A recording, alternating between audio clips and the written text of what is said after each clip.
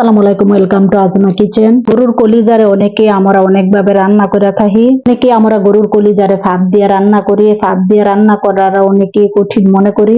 এইভাবে রান্না করাটা আমাদের কাছে একটু কঠিন মনে হয়। তাই আজকে একদম সহজে ভাবে গরুর কলিজা রান্না করে দেখামু। প্রথমে আমরা এখানে গরুর কলিজা ও ফেসপা 1 কিলোর মতো নিয়ে নিলাম। এগুলোকে ভালো করে ধুয়ে পরিষ্কার করে নিলাম। যেহেতু আমরা বাপসারা রান্না করব তাই 5 থেকে 6 বার ধুয়ে নিলাম। প্রথমে আমরা কিছু মশলা দিয়ে মেরিনেট করে নিব।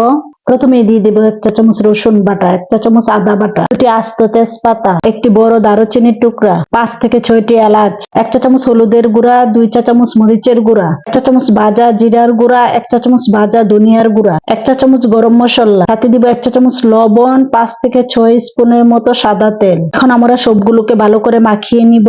এইভাবে রান্না করলে রান্নাটা একদম সহজ হয়, কোনো ঝামেলা পোহাতে হয় না। মেরিনেট করা হয়ে গেছে, 10 থেকে 15 মিনিটের জন্য রেস্টে রেখে দিব।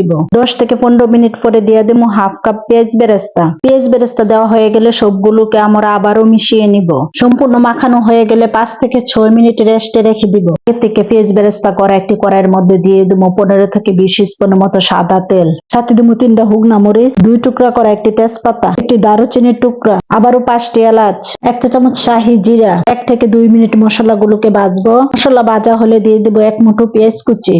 পেঁয়াজগুলোকে আমরা একদম লাল লাল করে ভেজে নিব। পেঁয়াজগুলো একদম লাল করে ভাজা হয়ে গেছে। এখন আমরা দিয়ে দেব মেরিনেট করা গরুর কলিজাগুলো। 2 থেকে 3 মিনিট আমরা নেড়ে চেড়ে কলিজাগুলোকে কষিয়ে নিব। কষানো হয়ে গেলে ঢাকনা দিয়ে ঢেকে দেব 10 থেকে 15 মিনিটের জন্য। 10 থেকে 15 মিনিটে ঢাকনাটি তুলে আবারও আমরা নেড়ে চেড়ে নিব, যাতে নিচে লেগে না যায়।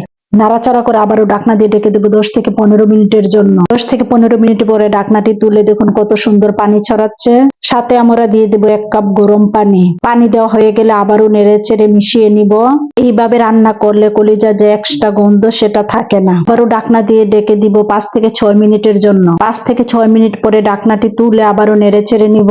সাথে দিয়ে দেবো আস্ত 4টি কাঁচামরিচ, 1 চামচের চেয়ে একটু কম গরম মশলা, আবারও দিয়ে দেবো হাফ কাপ পেঁয়াজ বেরেস্তা। পেঁয়াজ বেরেস্তা দেওয়া হয়ে গেলে আবারও একটু নেড়েচেড়ে মিশিয়ে নিব।